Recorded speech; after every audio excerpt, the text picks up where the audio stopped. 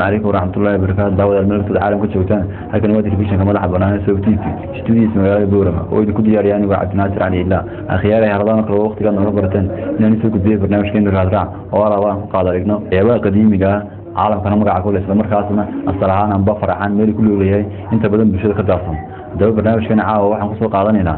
فتقول المشي دونك وياك بدن تاوض قصور ولا برنامج كورة ما يسترن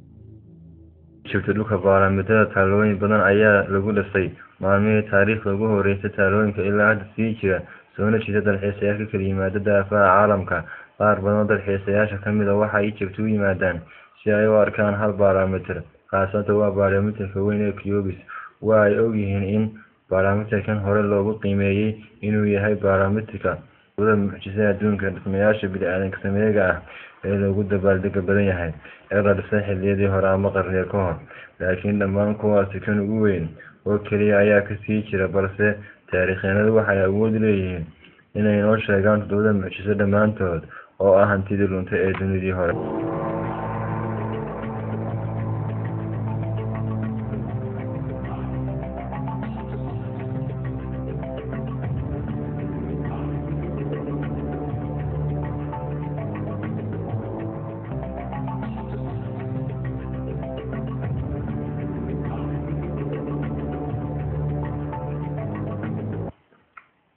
ereyga mucjiso waxa uu qeexayaa dareenka yaabka ama kaaga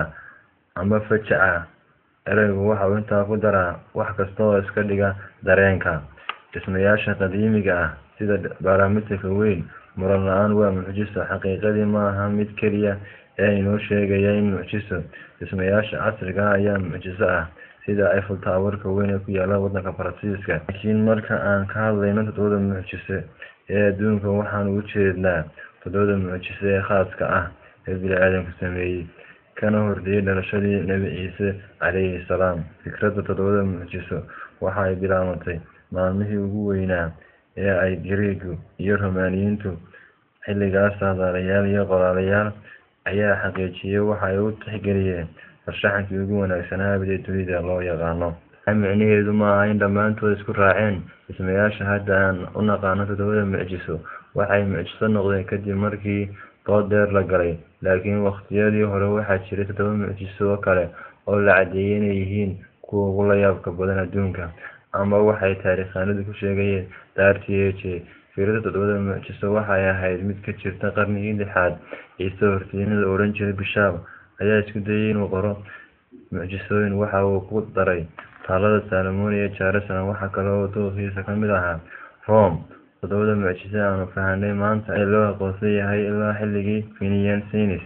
oo ahaa xilli ay xadaaradda Rome iyo Giriiggu adduunka haystay laguna sheegay inay tahay intii u dhaxaysay qarnigii 14aad ilaa qarnigii 16aad waqtiga dunida reer galbeedku waxay bilaabeen inay dib u eegaan waqtiyadii hore ee ay soo dhaafeen waxay dib u eegeen dhismayaashii ugu muhiimsanaa ee dadyoogii hore xaqiiqadiina todoba ayaa la aasaasay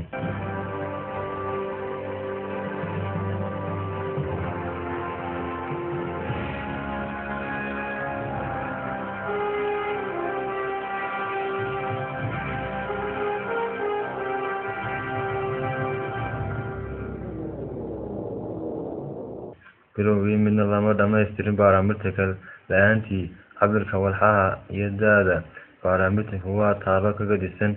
inta taalo ee bini'aadamku sameeyey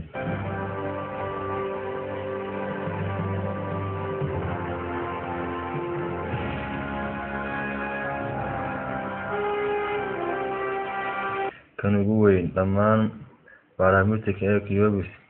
ee ku yaala Gisi dhererkiisu waa 450 feet waa ka ugu weyn ee inta dhisme dhagax laga sameeyay ee adduunka ku taala maanta. Kaba Daran waxa uu jiraa 4500 oo sano ilaa xilligii bulshada kamida bini'aadamka ayaa weli ku jira waqtigii dhagaxa ama Stone Age-ka. Shaagagu waa wax dhawaan la daafuray weli masaaridii xilligaas waxay weli leeyihiin awood ay ku dhisaan dhismayaal yaab leh kaasoo muuqda ilaa maanta. Waana ognahay wax badan oo ku saabsan bulshada Masaarida waxay khibrad u lahayd baraamidada ay ka faa'iideysan jireen dhulkooda bacarisan.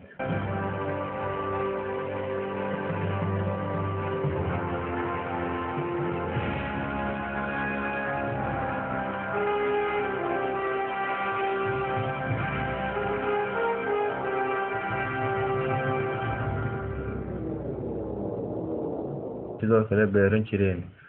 geedo baaraha loo yaqaan sida ay ugu adeegsadaan nidaamkooda wax akhris.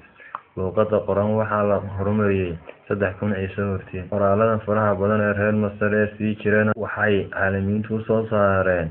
akhbaareed qiimo badan. Waana ognahay tusaale Jabti uu hogaaminayay boqor la yiraahdo Fircoon kaasoo gadaal xukunkiisa waxa loo yaqaano dynasty ama nidaamka hogaamiyayaal isku xiga oo hal qoys ka soo wada jeeda haddana hal dal maamula. intaas waxaan ugu barnaamijkeena raadraac oo toddobaadkii hal habeen ka dhacay telefishinka madaxa bannaan ee Sow TV studio magaalada Boorama. Inay kula dambe waa Cabdinaasir oo leh nabadgelyada.